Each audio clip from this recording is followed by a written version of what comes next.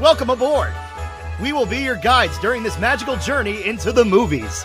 It's the perfect job for us because we love the movies. It's showtime! Ready when you are, CB! Action! Welcome to Monoreel Radio, episode number 368. I'm Sean. And I'm Jackie. And we are here this week to review and discuss 2002's Double Teamed. I'm going to admit to you, this is a peek behind the curtain. I wish I wasn't here right now. Wish this is not what I was doing at this moment. Me too, but for all different reasons. Yes, this is not indicative of how, at least I feel about this movie. We're supposed to be sitting at Raglan Road right now, having an early start to our Paddy's Day.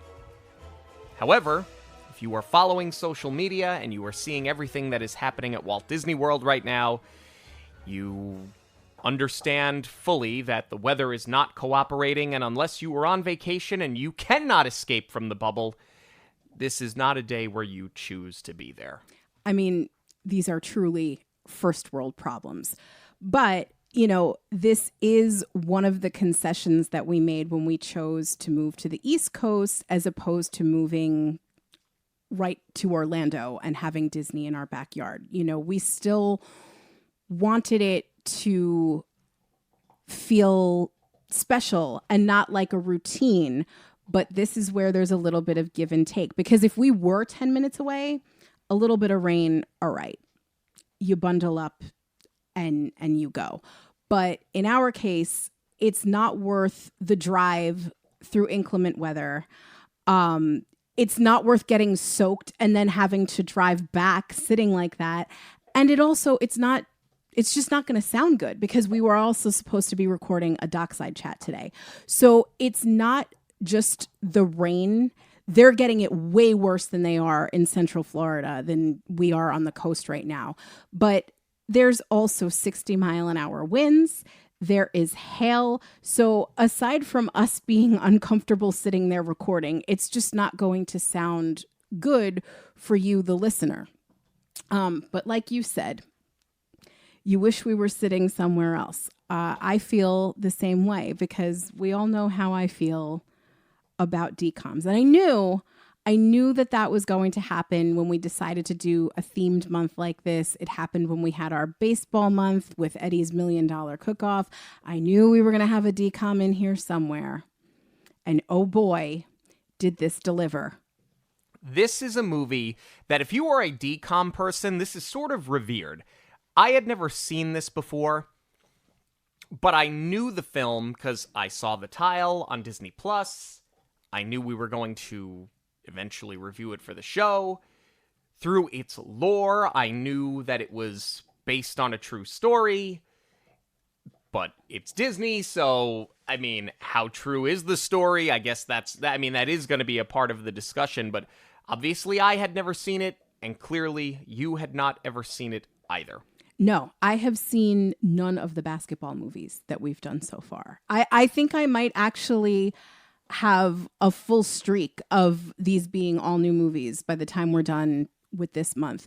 I mean, I love that they did this. I love that we get a girl power movie, especially when you consider what was happening with Disney as a company and Disney Channel at the time. I actually just got done reading Disney High for book club, which is the untold story of the rise and fall of Disney Channel's tween empire by Ashley Spencer. This came out last year, and I remember it being really buzzy at the time because while nothing that was happening at Disney was anywhere near as horrible as what was going on with Nickelodeon and these child actors, I think that was it. Everybody wanted to know like the maybe salacious details of what was going on with the company. And it really I enjoyed it very much. Like it gave a really good broad overview of what was happening with the trends in TV and how Disney was trying to catch them. So what's going on now is Lizzie McGuire is in its infancy in 2001. We're still nowhere near High School Musical yet. We're not near Hannah Montana. So at the time, Disney is very much still trying to appeal to tween boys and hook them. So this is really the perfect avenue for it because you get the girl power movie, like I said, but with basketball, that's going to hook younger boys. And now you've got a movie that's great for the whole family. Yes. Well, is this a movie that was in fact great for the whole family? Is this a movie that deserves to be revered when you think about the Mount Rushmore of DCOMs? That, on top of many other things, is what we are here to discuss today. This episode is sponsored by Where in the Park. Our friends at Where in the Park make seek and find card games designed to play in the theme parks and turn your day into an interactive adventure. Game packs come with a deck of cards, each with an image on it that is hidden somewhere in the theming of the park, helping you to discover details you've probably walked past 100 times. Where in the Park game packs will spark curiosity, encourage connection, and make every visit to the parks even more memorable. Visit monoreelradio.com and click on our affiliate link to purchase your game packs at a discount. It is 1985 in Redondo Beach, California. Heather and Heidi Burge are twin volleyball players and seemingly sibling rivals. Heather is largely motivated to play better, while Heidi isn't as serious. The girls play in a small private school that college scouts largely ignore, so their father decides to move them to a larger school with more exposure in the hopes of landing them scholarships. The girls protest the move, especially Heidi. Upon arriving at Palos Verdes High School, Heather isn't as excited about her new school as Heidi is, who is interested in joining multiple clubs before the season starts. The girls are also constantly stared at for how tall they are. Heather gets recognized by Coach Yoshida to play basketball, while Heidi makes friends with Zoe, president of the drama club. Heather struggles to make friends even with her new teammates, while Heidi gets invited to parties and thrives in Palos Verdes despite feeling out of place in such a wealthy town.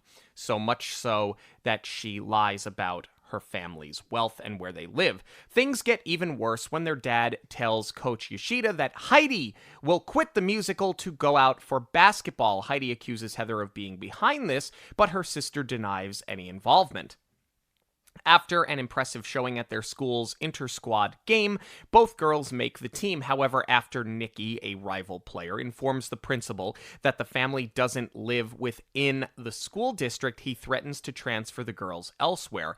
The family is forced to move into a small, rundown apartment as a placeholder until they find a new home, causing friction between the girls' parents.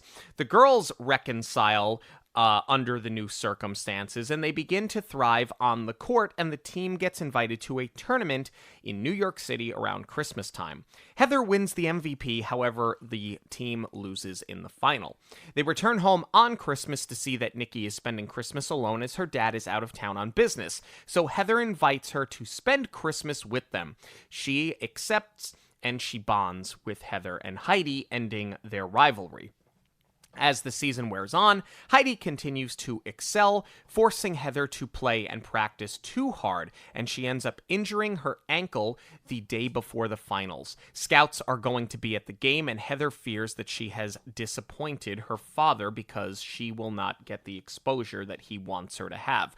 Without Heather in the game, the opposing team double teams Heidi, and Palo Verde struggles. Nikki, however, plays better when her dad arrives, and it lifts her spirits, so she opens up space for Heidi on the floor, and the Sea Kings, that's the team's name, closes the gap with 7 seconds left in the game. Heather drops her crutches and limps out on the court and subs in as a decoy to open space for Heidi, and in doing so, gives Heidi the game-winning shot at the buzzer. Their dad apologizes for all the stress that he put his girls through. Years later, we see that not only did both girls get college scholarships, but we see Heather and Heidi play against each other in the WNBA. From the jump.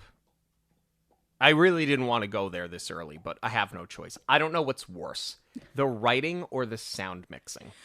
Well, if you didn't, I was going to. I mean, you know, as I said, we all know how I feel about these DCOMs, and I really try not to be overly critical and give them some grace, but it was the opening shot for me.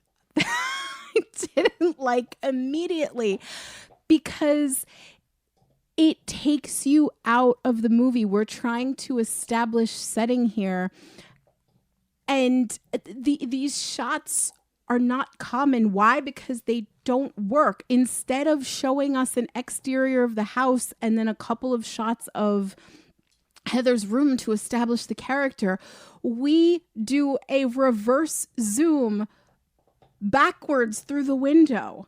And Heather's reveal is very cool, but we could have done that another way. You came through a wall. You want to know the last time I saw them go through a wall?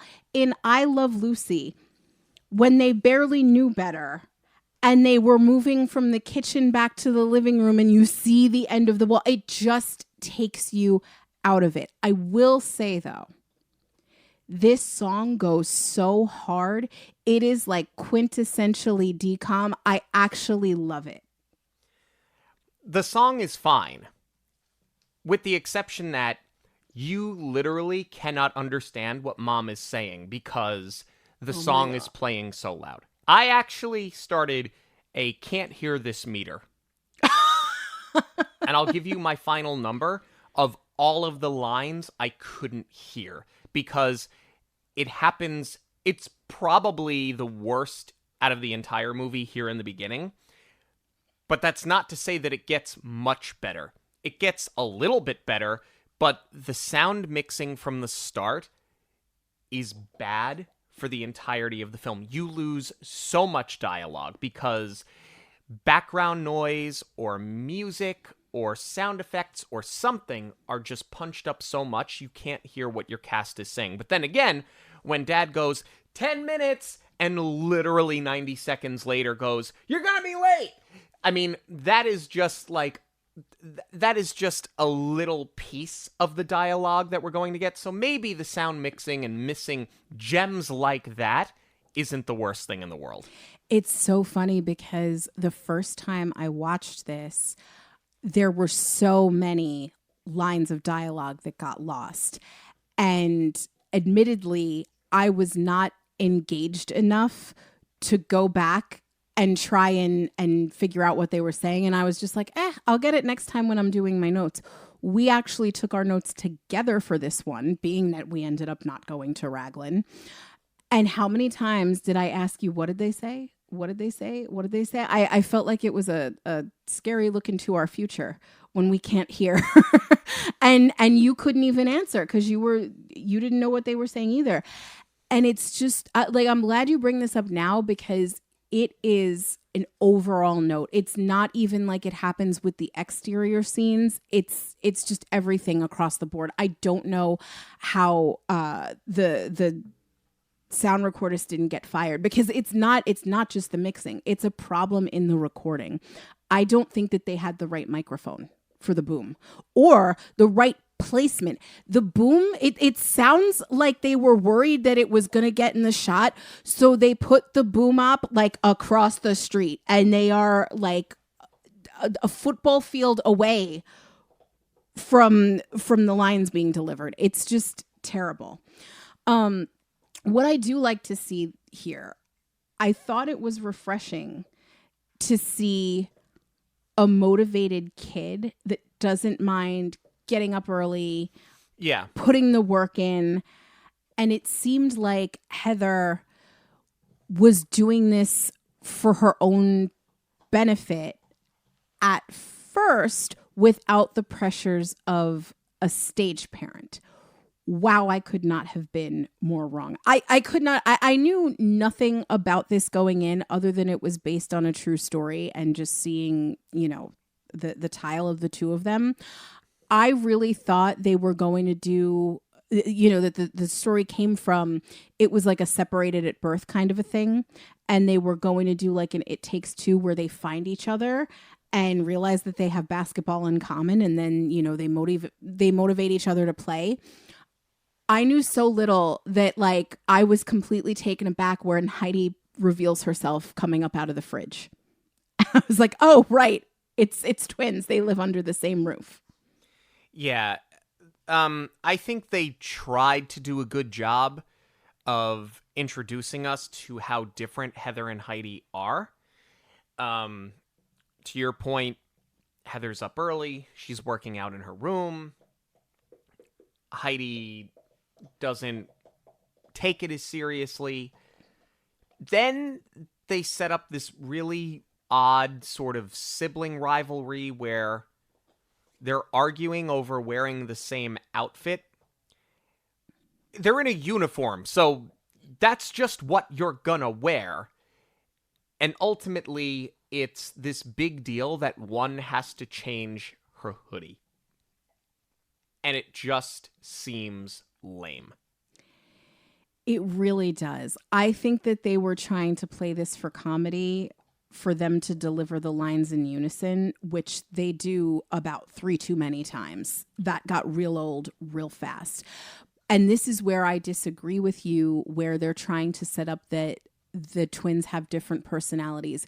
It gets very confusing because they're both playing volleyball. And that may have been the reality of it. They might have been trying to stick textbook to what these girls' lives were like.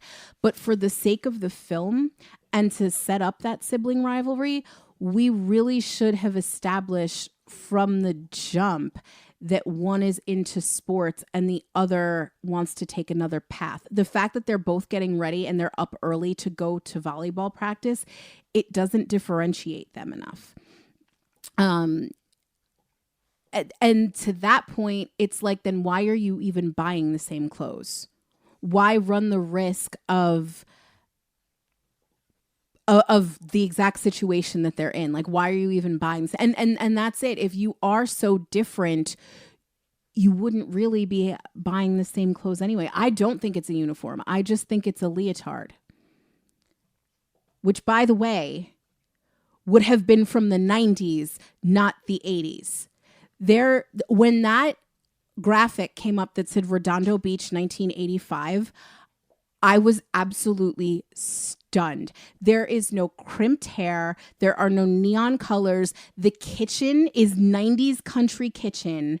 Nothing about this says the 80s. I mean, to the point where the backpack that one of them has, I don't remember which one, the backpack she has the leather diamond shape slit on the back that we remember from the early 2000s because it's what you would run your headphones through when you had your Discman in your backpack.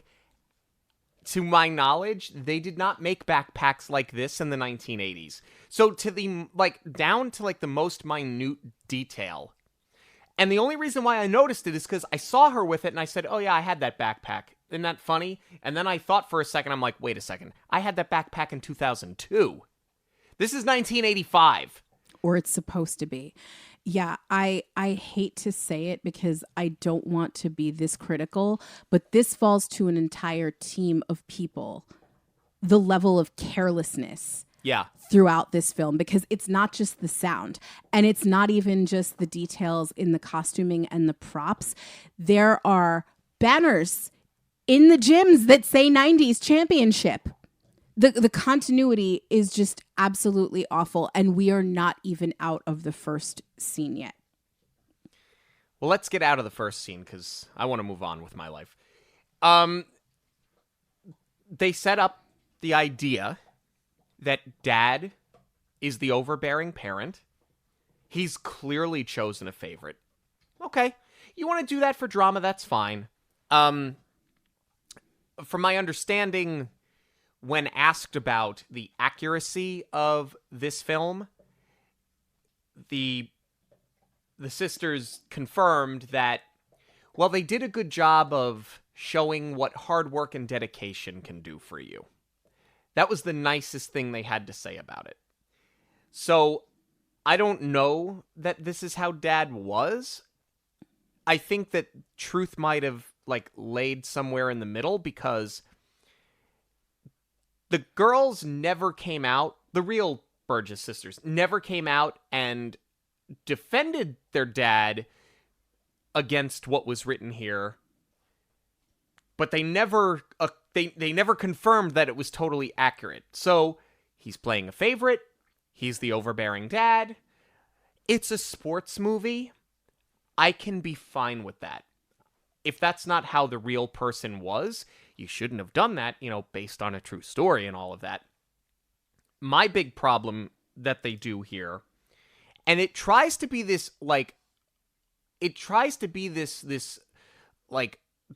drama that becomes, like, part of the root of their personality. This financial money divide that they try to make, like, a subplot specifically for Heidi and having to hide what their real financial status is, it doesn't work. I understand the cost of living has gone up a lot in 41 years, at least at the time of this recording. But it's Redondo Beach, California. It's still not a slummy area. It's not like these girls lived in Van Nuys and they were there with Nikki Sixx. You know what I'm saying? Like, they live in Redondo Beach. They go to a private school. That's a line of dialogue that was actually crystal clear. Mom and dad have chosen that mom is not going to work so that she can be around more for the family. And yet, they've got all of these financial problems where dad is so concerned that these girls need a scholarship right now. So much going on here that I want to respond to. I want to circle back to what you said about dad first. We talked a lot about this last week, that there is a difference between being based on a true story and inspired by a true story.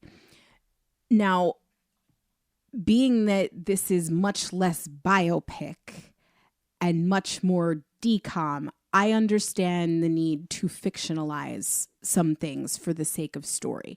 So I think what happened here was that you didn't need a villain per se, but I think you did villainize dad a bit too much here, because what got lost for me is that, you know, for as much as the mom points out that they don't need a coach, they don't need a cheerleader, they need their father because they already have the rest of those things.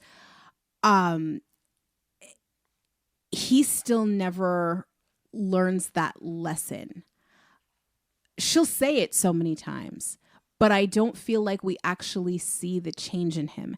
And as a result, I think it makes it very difficult to buy him as having the girl's best interest at heart, because we never get to see him be a loving father. Correct. And then compounded with this guy that just enters, you know, stage right and starts putting all these ideas in his head about the scholarship. It's just, you need to get them a scholarship, period, point blank. And then we learn about the quote unquote financial struggle after the fact. I feel like it would have served the film better if we had seen a little bit more about the home life and a little bit more of them maybe crunching the numbers a little bit. You know, because the house looks like it's in a very affluent neighborhood. Yes. We needed a scene where it's like, all right, we're good with the house, but maybe there's a plumbing issue that we can't quite fix. Or where we can afford this house because we're penny pinching the groceries and mom's gotta, or maybe, you know, now that the girls are older, she gave up the career, but she's got to go get a part-time job. Like, there were just a million ways to get around this. And maybe that's where it's like, well, you know, the sisters authorized their story to be told on the terms of, we're going to keep it real. We're not going to fictionalize too much of these things, but this is where you should take creative liberty.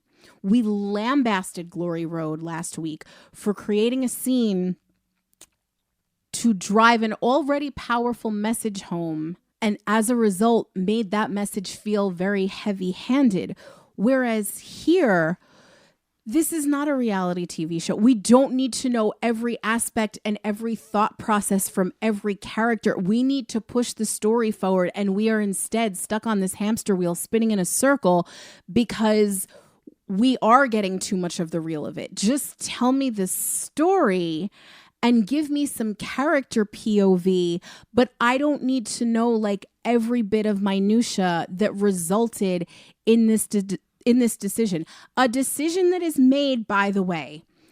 We got a bike ride home with more god-awful sound, where this is the first time I really had to pick my jaw up off the floor. I thought they said we're going into high school. I thought they were already in high school. You're telling me that this is the break between middle school and high school, or some schools have, it's just grade school. It's like kindergarten through 7th or 8th, and then they jump to high school. Right. You're going in at this point. Like, I know they cast these actresses because they're tall and they could play basketball believably, which is important. They do look great playing basketball. Yes. I think that would have been a huge miss if we couldn't buy into that. But they are so much older. And I know they do this all the time where you cast people in their 20s to play high school because then you don't have to deal with them having to put in a certain amount of hours for school. They can work longer. I understand all of that, but this is like borderline Grease bad, casting older to play high school.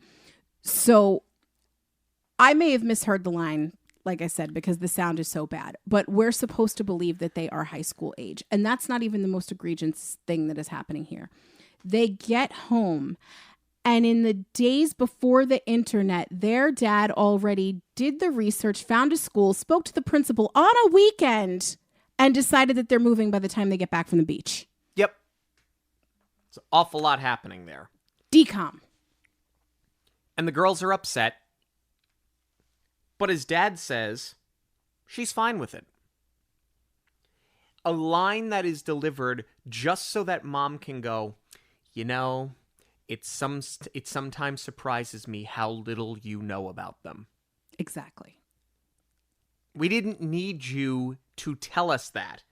Him delivering that really stupid line after she was clearly not happy with anything is enough to show that dad is completely disconnected from reality. Exactly. And this is where you needed to develop him a little bit more, because we don't see him stressing over finances. This just seems like he is sort of taking the easy way out, for at least for him. For the girls, it's certainly not the easy way, but he is putting all of the pressure on them. Yeah. And it's just not fair. And this is where I think it also would have helped to see a little bit more of the different personalities of the girls, because for Heather, yes, she's just trying to go along and not rock the boat and do as her father tells her. And for her, it's sort of a fresh start.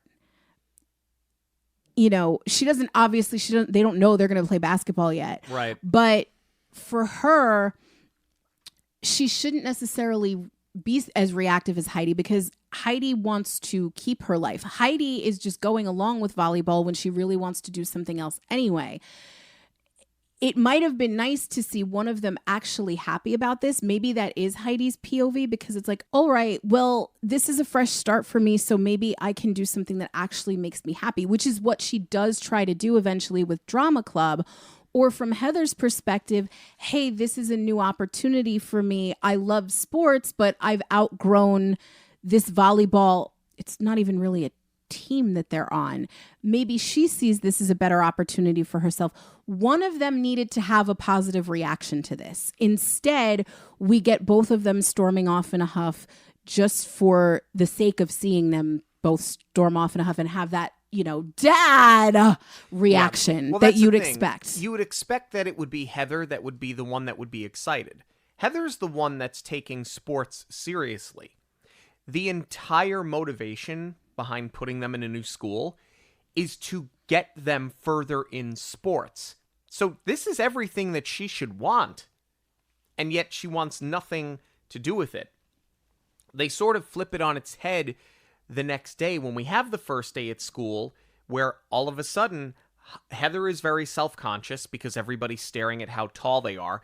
Heidi's letting everything roll off her back, and then she's getting involved with all of these clubs, up to and including the drama club. So, it is interesting. This much I think they did well, that you took it and turned it on its head, because the movie starts with Heather being, for a lack of a better term, Heather being the number one, Heidi being the number two, at least in the eyes of her father.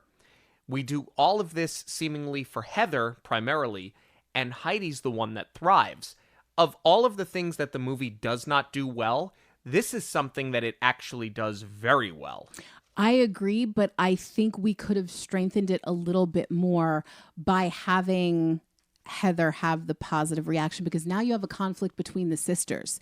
They're starting to bicker here about fitting in and where they're going to go. That would have been fueled had we seen Heather excited about this and Heidi not. But now you get that flip where Heidi is excited, and it's like you were just throwing a tantrum about this 2 seconds ago. Right. And Heidi's also the one leaving their one singular friend behind that apparently you're never going to see again. Yes. So it's like she sort of had more to lose. You just need to have each of them pick a side so that there's a better conflict here. But none of that is as egregious as them just walking through these halls. And again, they already look older. They're already taller than everyone. So for background extras, you could have, again, cast people maybe 18, 19, 20 years old who are shorter to play high school. That's primarily what child actors were. They were late teens, sometimes even early 20s, playing high school, not only for the sake of being able to work longer hours, but also because your body wasn't changing as quickly as you are when you're 13, 14, 15. Right. There's more consistency with it. I mean, that applies more to television than it does movies, because television, you know, you're going to notice that more between seasons when you come back for another one if you've had a growth spurt. But anyway, I'm rambling on. The point is, you didn't need to cast children, literal children. These are like 10-year-olds against these tall women. You still could have cast late teens, early 20s, just shorter actors to play in the background so this wasn't so jarring. This is so heavy-handed and so ridiculous. It's Hollywood. They're not hard to find. Exactly. But that's what I'm saying. That's exactly the point. Most working actors were shorter because they knew what they could. They knew that they'd have more longevity in these children and tween and teenage roles. Also, they're mostly extras. Yeah. You know, it's not like you're casting them to be leads. So you certainly could have rounded up a couple of hundred shorties who are 20 years old. They're not difficult to find in Hollywood. Robert De Niro needs to wear platform shoes sometimes. Short people in Hollywood are not difficult to find, folks. I don't know why. Maybe it was a budget thing. Is it cheaper to hire kids? I don't know. Maybe. Yeah. Oh, there you go. That answers that question. Also, let's go back to Dad for a minute. Dad's really not doing himself any favors after the first day of school. The girls get back. Oh, before we do that, sorry. Let's talk about how basketball gets introduced to this. Oh, God. This coach is just horrendous. He is the least motivating coach of all time. It's in both the dialogue and the delivery of the lines. They are poorly written, and he does nothing to elevate it. This is just misogyny 101. Before every line that was delivered, it should have been like, well, I wish I had a boys team, but I don't. So pass harder. Sure, we'll go with your thing. I think it's just a really lousy character. I think he would have been speaking that way to anybody, frankly, just because he's not a good coach. I think it's column A, column B. I hate to say that, but that's more of a top line note that this is a poorly written script, and unfortunately it was not elevated by anyone's talent. So Heather's going into the gym to go get some reps in for volleyball. What she plans on doing by herself, I don't know. With that entire crate of balls. Yeah, but that's what she's going to do, and she sort of fumbles the bag, so to speak. The basket falls over. Volleyballs go all over the basketball court, and coach gets his savior, a 6'1" girl, to play on his team, and then encourages her to come out for the team. That's it. That's the whole introduction to basketball. So they go home. Heidi is on the phone, giggling, getting invited to a party. Dad calls her in for dinner, asks how the first day went. Heidi is all excited because she's going out for the school musical, which Dad tells her she shouldn't do because she should be focusing on sports. Heather talks about playing basketball. He thinks it's a great idea because, as he says, it'll keep you in shape and you can train for volleyball. And that's when he starts to encourage Heidi to get involved and do it as well.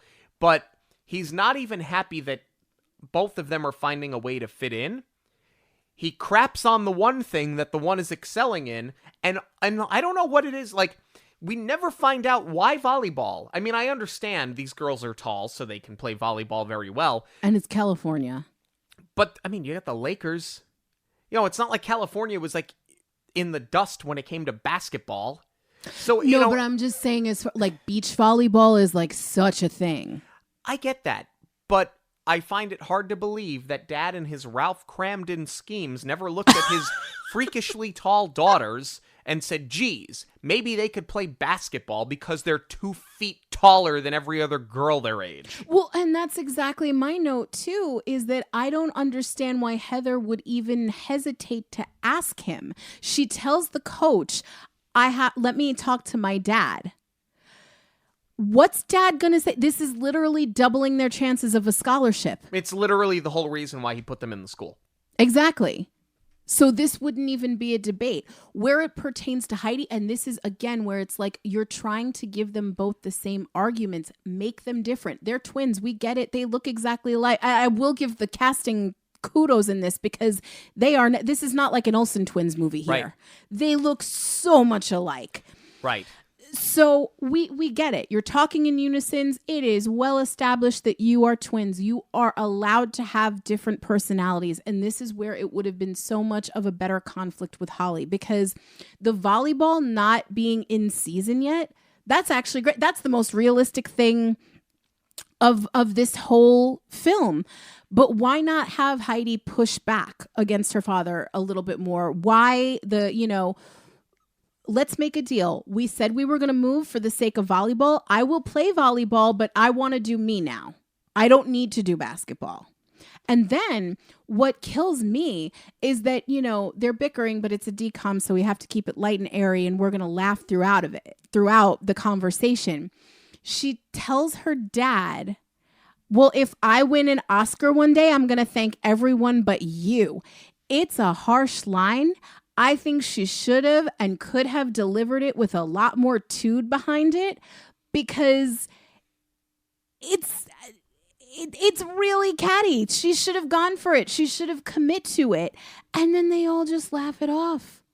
If she wasn't going to deliver it so harshly, okay, fine. But where's the show me some respect from Dad here? If he's already that hard from him, like, you would expect that cliche of a line of, don't talk to me that way, I'm your father. The do as I say, not as I do, because that is the whole character. Yeah. So we start to really drive home the idea that there's this big financial divide between the Burge family and everybody else in this town, in spite of the fact that they afforded to go to private school and, anyway. They're writing the finances as if they moved from small town middle America, or like grew up on a farm that's struggling and moved to Beverly Hills. Yeah. I'll tell you where the bigger financial discrepancy is, though. They blew the entire budget that they should have used for sound on this mansion that serves as Nikki's house with an indoor pool. Yeah. I mean, this is where they really tried to sell it. They really tried to drive it home. But honestly, this whole thing with the money divide and Nikki and her dad as a subplot, none of this works. I understand Nikki is later going to sell them out, because she wants them off the team because she doesn't want to be in anybody's shadow. She could have just done that anyway. The fact that they lied about the finances, I mean, okay, fine. Heidi lies about the address, and then when Nikki goes to investigate it, she sees that it's actually a donut shop. But until the line later where Heidi says to Heather, if I wouldn't have lied about the address, this never would have happened. It's like, you did all of this in service of that line. You did all of this in service of that one thing. It could have just as easily been that they're making friends. They invite friends over to the house innocently.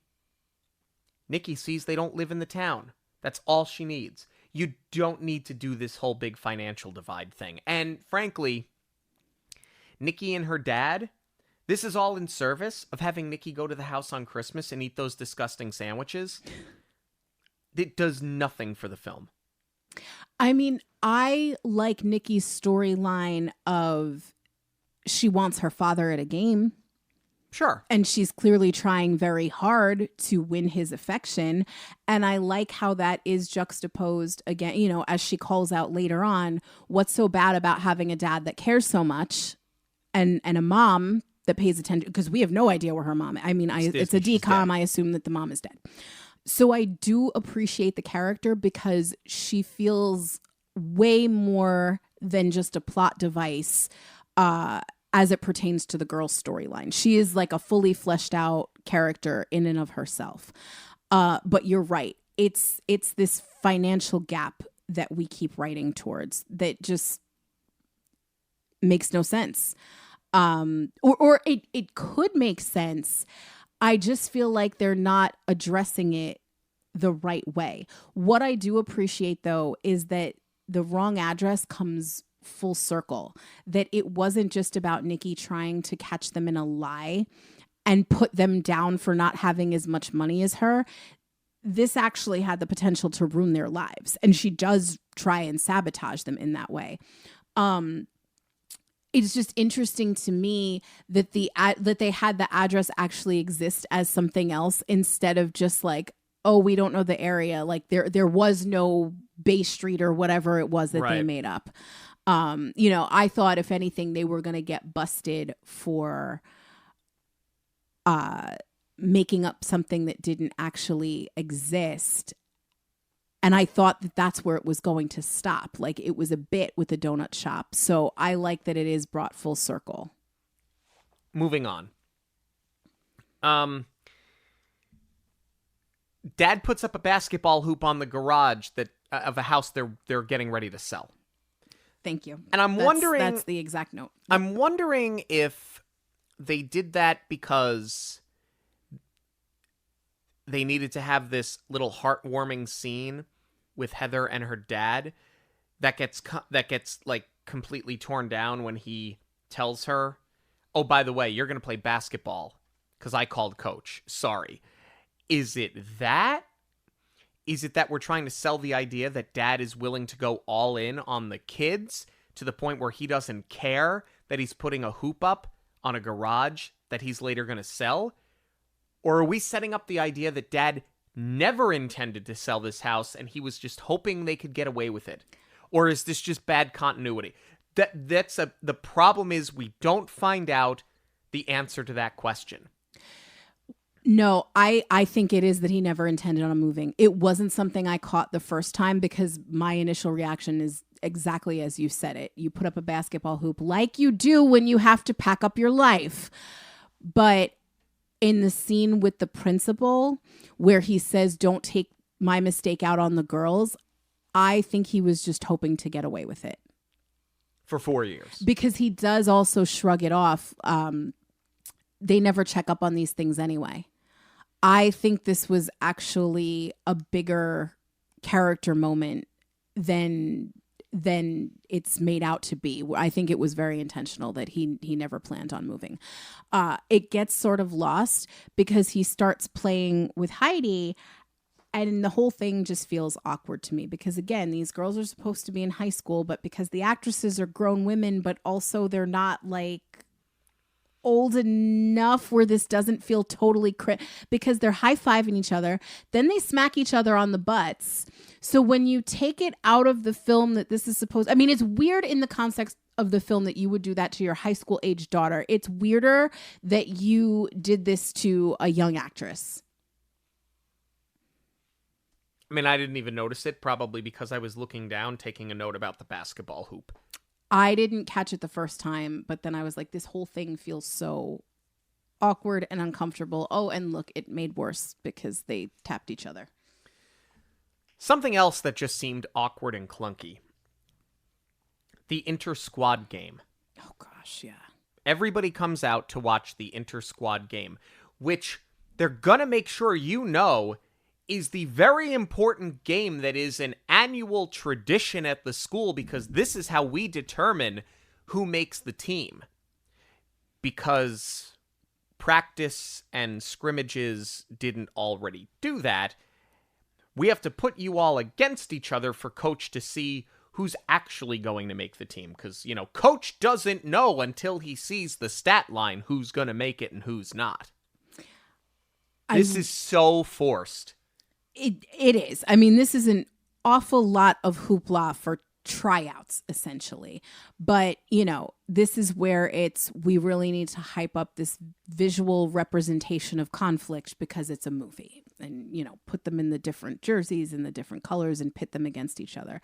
The sound in this scene is just particularly horrendous. It sounds like they have the boom on the other end of a tin can. You know how you used to like do the pretend phone? Yeah. That's what it sounds like the mic is shoved into on the other end. All the way down outside of the gymnasium, down the hall, in the cafeteria.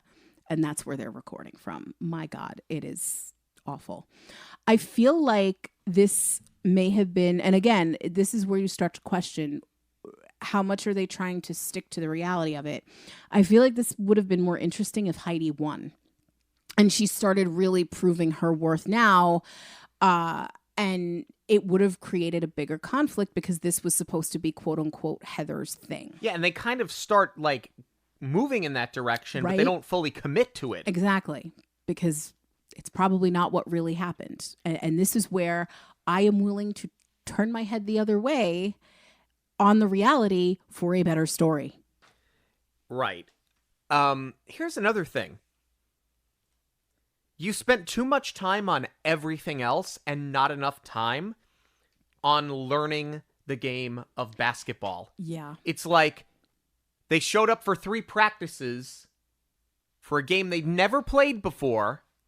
They were prodigies, and off we go. Now they're superstars. And that would have been so much of a more interesting arc for Heidi, where she's got the natural ability that maybe Heather doesn't. Maybe Heather's got to work harder on her form and the technical side of it, because they do sort of allude to it where Heidi's got that like tippy-tappy dance step that she does that comes from absolutely nowhere, but maybe she just doesn't know the fundamentals of the game. And because she's so at odds with her father, it would have also been nice to see them bond of, all right, you've got this natural ability. I'm going to explain the game to you so you know what to do. Right. But instead, we're feuding with Dad, we're feuding with each other, we're feuding with Nikki, we've made the team, we have this whole scrimmage, but the team doesn't actually play as a team. So Coach built a team that's not an actual team. I know this because he calls them all in, writes team in orange chalk, and then in the next scene it's pink, it's green chalk. So the chalk color isn't even the same. Ay, ay, ay. Also that he can give this really horrific, unencouraged speech about, and just when you got that invitation. And they're like, what invitation? Nowhere. And he's like, oh, you know, this thing to go play in New York. What they saw in any of you, I don't understand. It was also an East Coast championship that a West Coast team was getting invited to. And right around the holiday, I mean, at Christmas. it was like the note was shoehorn a Hallmark movie into this DCOM. I mean, again, maybe that was the reality of it, but maybe this championship is just a bus ride away in San Diego or something, where I buy more that you're traveling. Because that's the other thing. You're going to rip these girls out of school to go play this tournament, and they're going to have to travel when you have a break coming up anyway. Maybe it's during the break, which, by the way, is the new deadline of when they were supposed to be moved. Right. Yeah, again, I think this is just, no, New York is how it really happened and we're going to go with it. Or it was just a note of, we need this spectacular shot of Christmas in New York, which is neither Christmas nor New York. Discuss. I do like the conflict between mom and dad at this point, though. I think that was actually a really believable argument, because he's just pushing the girl so hard at this point. And she has sort of protested, but she hasn't given him too much pushback. Yeah. And now they actually have it out. So that I buy. It's just the whole setup for New York too, that is just complete. Had they done it where New York was the carrot being dangled from the get-go, I want to make this team because of this huge opportunity. New York is where the scouts are. I'm really going to work for this. And then the girls butting heads and having to learn to work together so that they can reach that goal would have made sense. Instead, the way he brings it up out of nowhere and then, you know, uses it as a threat instead of a way to encourage them, it's awful. Awful all the way around. Yeah. Nikki ratting them out to the principal. It's one of the more believable things. But I love how she had to write confidential on the envelope and leave it on his desk. I didn't even catch that. I must have been taking a note or something, but it does shed a lot of light on why she looks so smug when they're doing the announcements as to who made the cut of the team. Let's go to New York. Let's not. Okay. Quick note before we get there. We have to fundraise to get to New York because, you know, financial struggles. Yeah. Oh, yeah, that subplot. Yeah, that one. Wouldn't Dad, now because we've moved out of the house, we've sold it for an apartment complex, be able to fund this trip with all of the money that you're now saving? Wouldn't he want to support all basketball related activities and opportunities? So now instead of practicing, they've got to work. They're cleaning boats, which, okay, I like that we lean into setting a little bit here. They're cleaning boats at a marina. And then they're still $20 short because they have to tap dance. Here's the thing. I'm fine with Dad not just throwing money at it because you need the girls to work for it a little bit. I'm okay seeing them do it, but yes, having them just tap dance in this I don't know where they are place for $20, it's just strange. But do you know what's even weirder than that? When they're in New York, Zoe's just there. Zoe just shows up. Well, that's what rich people do. They go to New York for Christmas. And everybody in California just flies to New York to see the Nutcracker. Not even, I love that it's this generic one-off, like off-Broadway showing of the Nutcracker. Like, if you're going to Christmas in New York, or if you're going to New York for Christmas, you're seeing the Rockettes. You are seeing Radio City Rockettes, or they're doing a Christmas carol at the theater at Madison Square Garden. It's one of those two. Yeah. Apparently not. We're going to go to the off-Broadway Nutcracker. But we have to do that every year. Don't you love that?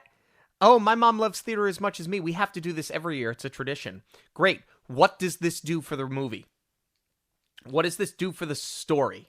Well, I mean, it provides nothing. This is budget. Obviously, they didn't go to shoot on location, and with copyright issues, they're not going to be able to show the marquee. Or if they were, they're not going to pay for it. I understand that, but what does her being there do for anything? Wait a second. Oh my God. How un-Disney of them, though. You have Disney on Broadway. You Not in didn't plug your 1985. own. Not in 1985. Okay, 2002 you did, but you're right. That would have been the worst thing that they could have done for continuity. We knew where to draw the Okay, line. all right. We knew where to stay in the 80s. But her being there makes no sense whatsoever. We get back to LAX. I know that because there's a cardboard sign that says we're in LAX. And Nikki's dad, he's in Chicago for Christmas. So Nikki's going to go home by herself in the limo with her driver. And the girls invite Nikki over for Christmas, where they have these bacon, bean, and cheese sandwiches, as they say in that accent. Again, all of a sudden, we're like from the South or something. And the girls use that moment to bond with each other. I'm fine with the idea that you need to bond with Nikki. I'm fine that you're going to give Nikki a bacon, cheese, and bean sandwich. Do I believe she'd ever eat something like that? Absolutely not. You want to bridge the gaps? Okay, fine. I suppose you chose Christmas because it's Christmas, so you have to. But this just feels rushed. Just for the sake of getting to the next scene with basketball practice, which we're going to put a pin in because I have a big note about that. I feel like Heidi had more of a reason to extend the olive branch to Nikki than Heather did, because Nikki was horrible to Heather this entire time. Heidi had less FaceTime with her, and Heidi should have been the one to be like, come on, Heather, it's Christmas. Let's do the right thing here. Heather really had no reason to be nice to her. Oh, but I disagree. I think that's why she's the perfect candidate for it. And she's the ultimate teammate at that point. That's true. I will give you that one. If this is, I will buy the being a team player more from Heather than I would Heidi. Fair enough.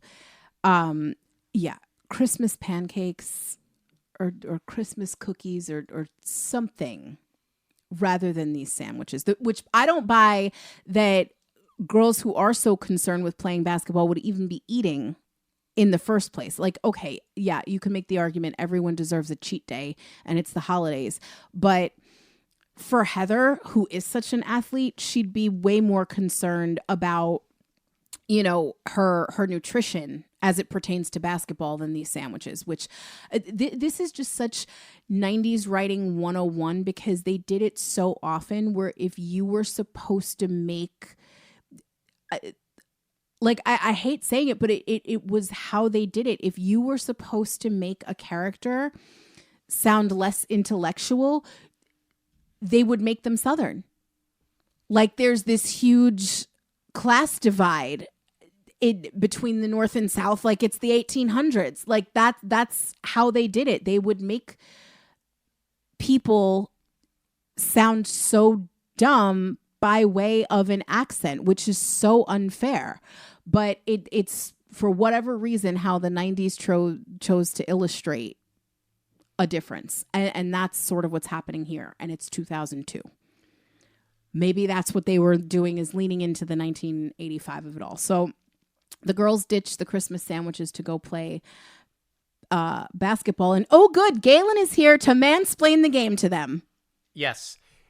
30-year-old high school senior arrives. Yeah, again, this is grease lightning bad. You see him brief instances while the girls are drooling all over him, and they go, he's who every college wants. That's it. That's what we know about him. He's got his Letterman jacket. He's got his phenomenal hair. He's got his muscles, and every college wants him. And every girl wants him too. That's all we need to know about him. And yet, he is living in these slummy apartments. This is the first time they've seen him. This is the first time they've... it's funny, isn't it, that he's the boy that every girl in every college wants, and yet Nikki doesn't know that he lives in this apartment complex with them. Right. She's so obsessed with status, don't you think? First off, that he would have been somebody she had been pursuing the entire time. You know, star male basketball player, star female basketball player. You know, like, he should be the one that, he is her brass ring, right? How does nobody know that he lives there? And why do they put him there? He serves so little purpose in the movie that having him there is just a matter of convenience so that he can practice with them and then later tell Heather, you're going too hard, and then she injures herself. Like, this movie is just one circumstantial convenience after another. Yeah, this whole thing, and it's so counterintuitive to what they were trying to do with a girl power movie, because then you have him showing them where to stand as if they're not gonna know, and Heidi totally dumbs herself down. Where should I stand? Is it over here? Just so he'll touch her and move her into place again. I hate that. I mean, I hate it in any sort of rom-com that uses it just so that they can have forced proximity. Like, it never works. It feels so contrived, but especially here when you bothered to give them a story and a movie, and we're just going to dumb them down to giggly girls. I can't stand it. I can't stand it even more than the distracting background noises of the bowling alley that they're next to. Like, of all the continuity with sound that you chose to employ, we established that their apartment complex is next to a bowling alley. And I don't think that there is a world where the microphone would have picked that up unless the back alley door was like wide open. I don't think that this is like a rogue noise. I think this is, again, well, we used to practice at a basketball court next to a bowling alley, and we could hear the strikes from it was distracting us or whatever. Like, something that the actual sisters said about living near a bowling alley, they must have just like locked into. And they had to get it in here because you can hear the ball against the pins. I am astounded out of everything that you could have done. This is where you actually chose to do some creative sound editing. I'm about to upset you a little bit. They didn't hear from the sisters that they were practicing next to a bowling alley. And that they could hear the pins, and it was distracting, and it kept them up. Oh, God, tell me this is not the fault of the locations manager. None of this actually happened. Oh, my God. Then for what? What are we doing here? They moved the girls to Palo Verdes because they wanted to move them to a better school district. That much is true. It's never explicitly said that they did it to excel in sports, but they did move there to be in a better district. But the rundown apartment, they never lived in it. And that's what I'm saying. We wasted so much time on the decisions to get there. That could have been the whole thing. I mean, yes, then you eliminate a lot of the conflict with Nikki, but it could have just been, hey, girls, we need to go into an apartment just to get you over the district line, and then we're going to find a house. For crying out loud, they did it better in Mighty Ducks with Adam Banks on the District 5 line. Anyway, let's move on here. They go about their season. Dad, for some reason, is still putting all of his eggs in the Heather basket. Heidi's playing very well, by the way. Why don't you go get a better job, Dad? My God, the amount of pressure on these girls. Like, Heidi's excelling, but he just has tunnel vision for Heather. We never learn why, by the way. We never learn why this is the case. That's what I'm saying. We need to see him being a good father. No, so that they care to please him. No, instead what we see is Heather gets benched in the final seconds of a game in favor of Heidi because, as Coach says, Heidi has the hot hand.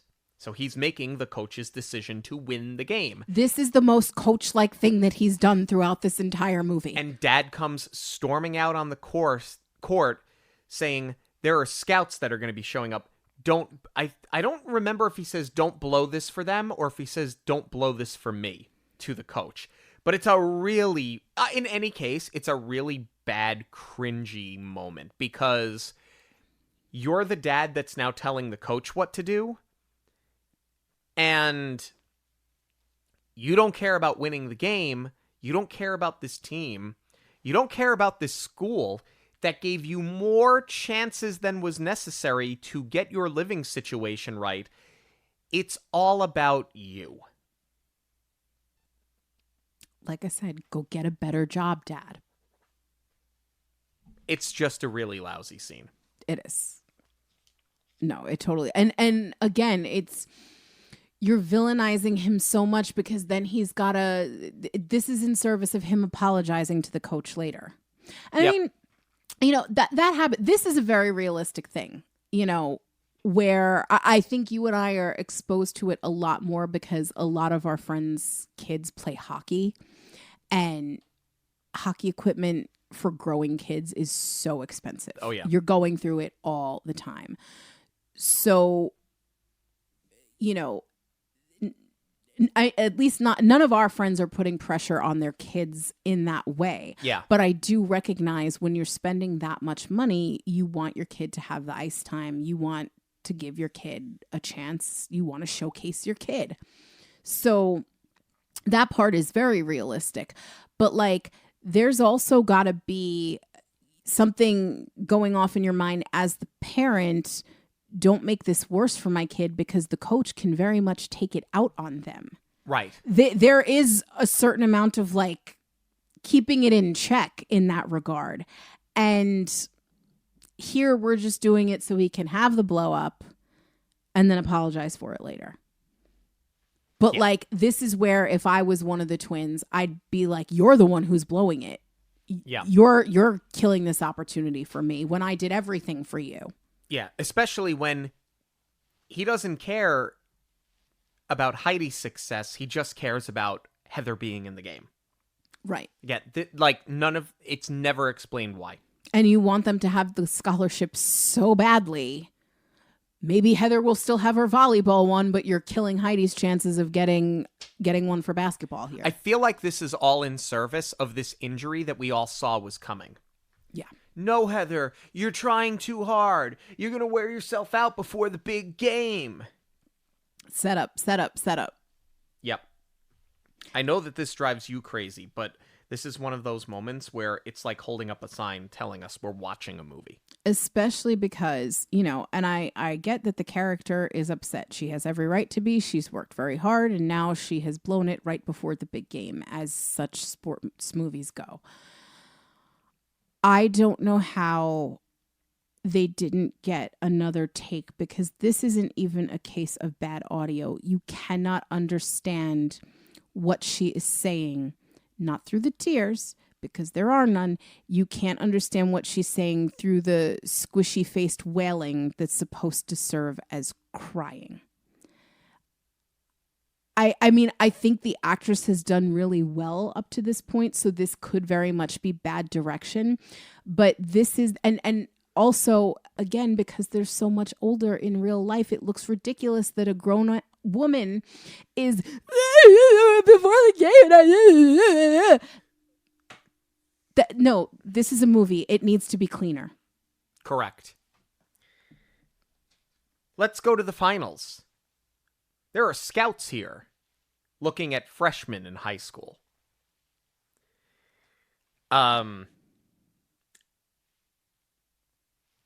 Heidi's getting double teamed. Okay, that makes sense. There's no Heather.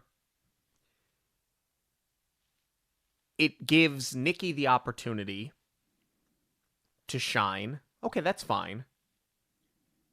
I feel like they didn't lean enough into the idea that Nikki is now playing as a team player, because what she's effectively doing is opening up space for Heidi. Instead, you use this moment of, my dad's here. Now I can play good. Right. Funny because you were the MVP last season. We know that, and seemingly your dad's never around. So you're the MVP last season, and now all of a sudden you need him there to perform. I understand what they were trying to do. It doesn't really work. Also that you can have Heather, who's not even in uniform, look at the coach. She can't move. It takes her so long to get out of that gym to look at him and go, stall them. That's not how it works. If you call a timeout, there's a clock running. You can't just drag out a timeout for as long as is convenient for you. I mean, maybe that is different in high school basketball. No, it's not. I will say this, though. What I very much appreciate, she is using those crutches beautifully. Like, I hate to say it like that, but it's one of those things you take for granted, because if she was struggling to use them as a prop, it would stand out like a sore thumb. I buy this whole thing from her. So back she comes with the crutches. She drops them in full uniform and says, put me in as a decoy. Coach is trying to win a state championship. And he looks at her like he's had the epiphany through her. And he's like, you know, that might just work. Honestly, I buy that from him because he hasn't done anything this entire time. And it's also that you can have the sisters run one play together, a play that we saw them not run successfully at the beginning of the movie, in the finals, so that they can win as a team as sisters. But it's the freaky twin thing, as Galen points out. Yep. That they know exactly where they need to be because they're freaky twins. Yep. Swoon. They win the game. Mom and Dad are delivering lines to each other that you can't hear. Mom and Dad are delivering lines to the twins that you also can't hear. It ends as you suspect that it would. It's the longest 7 seconds ever, by the way. Let's talk about the play clock leading into that shot.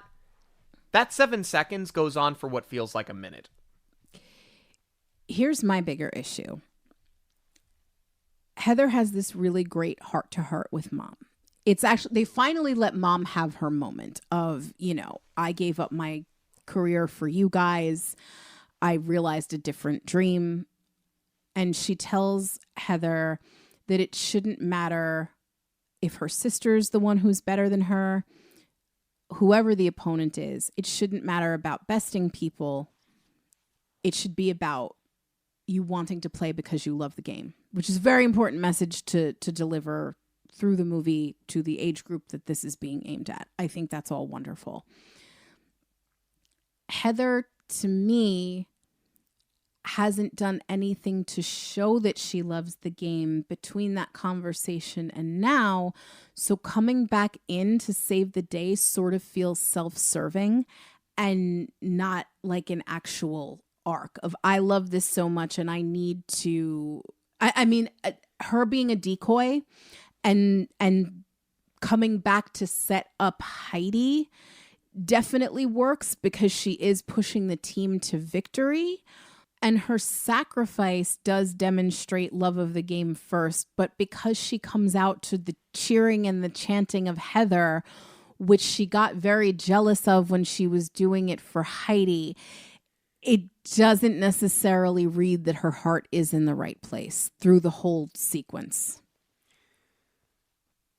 Movie ends. We see the girls square off in the WNBA years later. Here's the thing. They never played against each other in the WNBA. They were both in, but at different times. It was not like a Kelsey Brothers situation. But I can understand, you want to take a little creative liberty, put them up against each other. That's fine. You want to show them in the WNBA. You're not going to necessarily show them playing separately, especially because you just see them for the opening tip. That's fine. It didn't happen, but of all of the creative liberties that this movie took, that's the one I'm willing to overlook. But the thing that's most distracting about this, other than the fact that that didn't happen, is that they very clearly wanted to use Y'all Ready for This, but they didn't want to pay the royalties for it. So they found, like, remember those Drew's party tapes that you would get? Oh my God, yeah. Which were just re-recordings of pop songs that they didn't want to pay the original artist. It sounds like that, but worse. Somehow it sounds worse. It's so bad.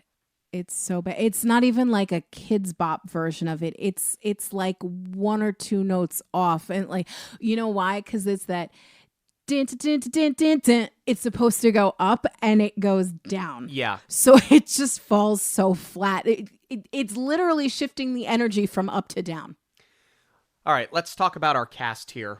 Starting with Poppy Monroe, who plays Heather Burge. I like her. Here's the thing. I like both of them. I feel like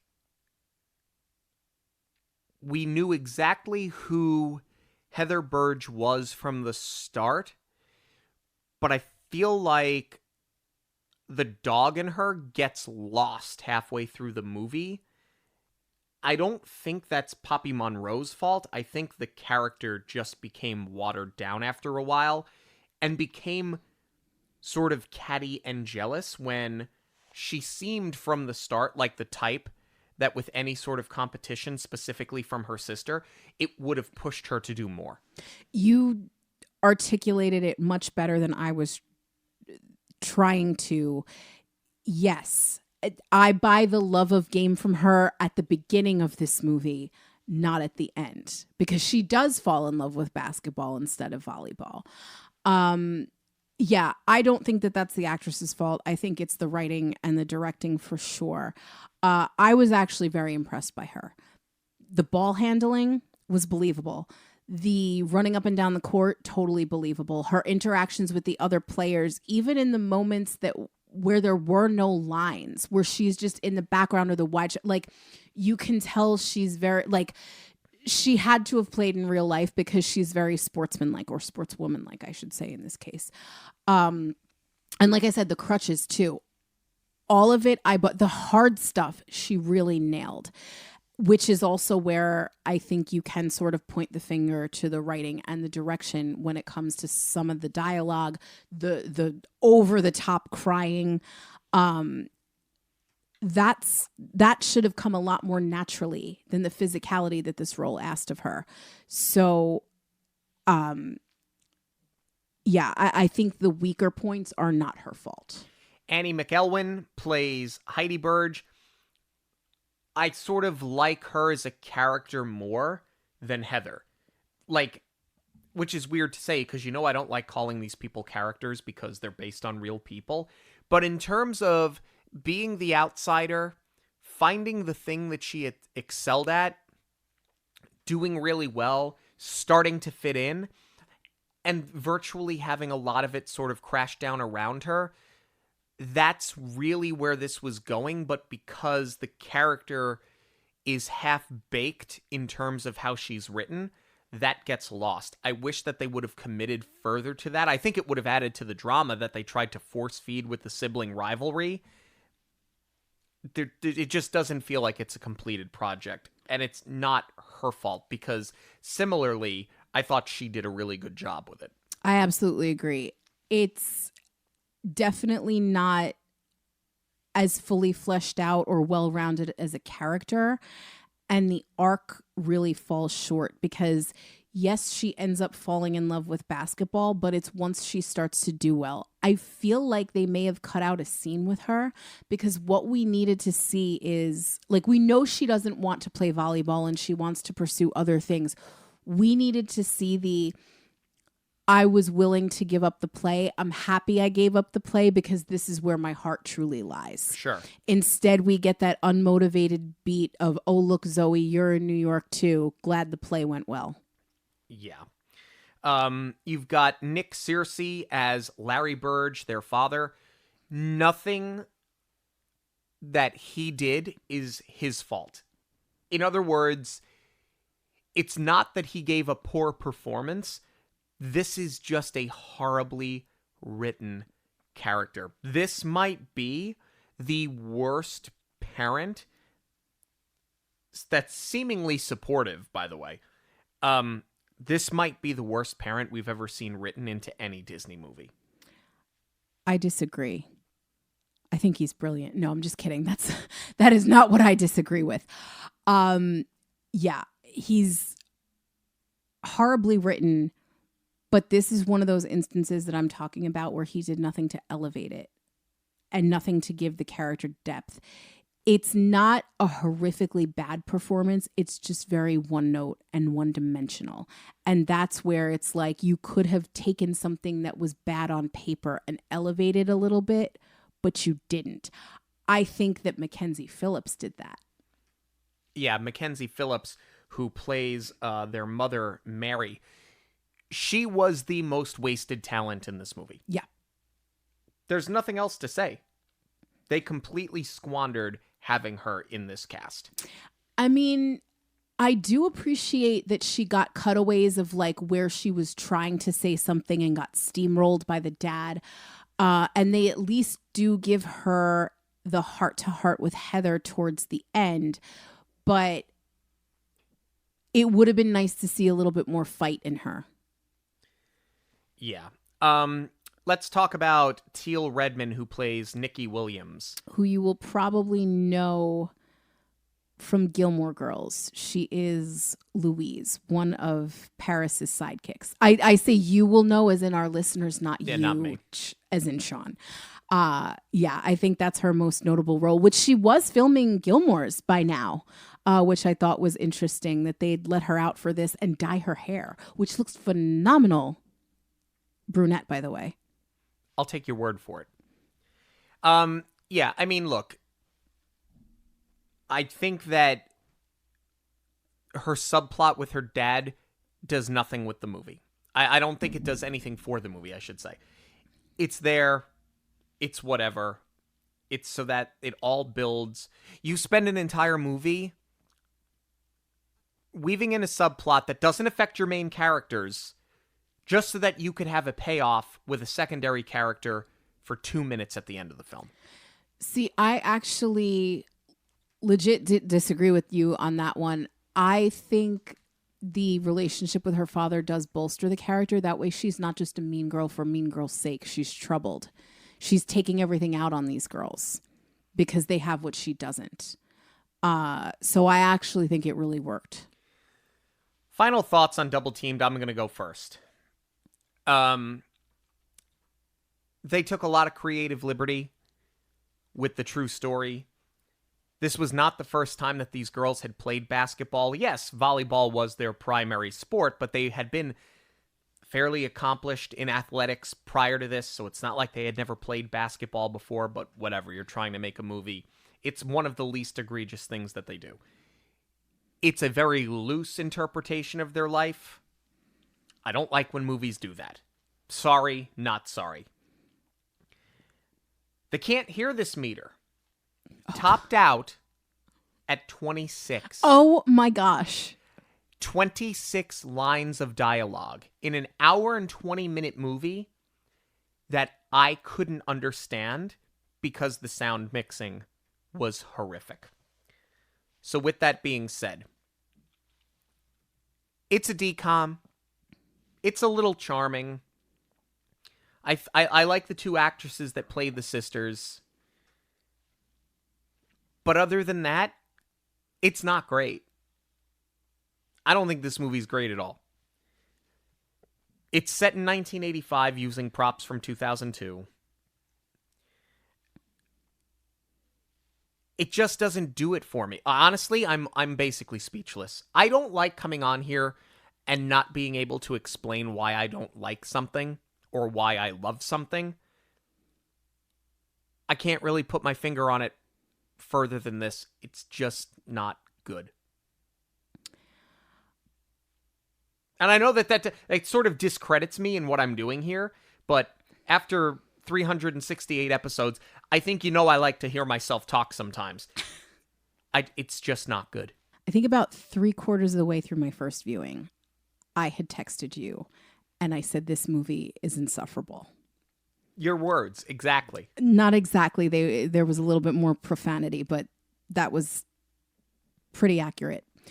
And I remember thinking after that first viewing that this was going to be difficult to do the show because historically I don't love DCOMs and I am very critical of DCOMs. And it's rare that I find a DCOM that catches me by surprise and I enjoy. So I really, especially being this many episodes in, am thinking of the listener, and I don't want it to be like, oh, here she goes again, lambasting another DCOM because the story is not great. And especially with this one, that it is based on a true story. I love a girl power story. I really wanted to root for this one and not come in here and hate on it. But there are just so many things from a producing standpoint and a production standpoint that are wrong with it. It's very hard to forgive those things because there's just not a lot that they did right. What this feels like to me is that the dad, not in real life, the character of the stereotypical stage parent here, thought his daughters were so great that he funded this film to make about his daughters and get it to Disney because he thinks the world of them. And that he, with his financial struggles, put up the budget with what he saved on their college scholarship. And that's how they made this movie that sounds like it was shot on a tin can. This one was real bad, people. Like, I hate saying it because the girls are so endearing. And the actresses, those two were the highlight for me. In an otherwise really bad film, the redemption comes through them because they gave solid, believable performances. But everything else, I honestly am astounded that Disney would be willing to air this with the sound quality the way that it is.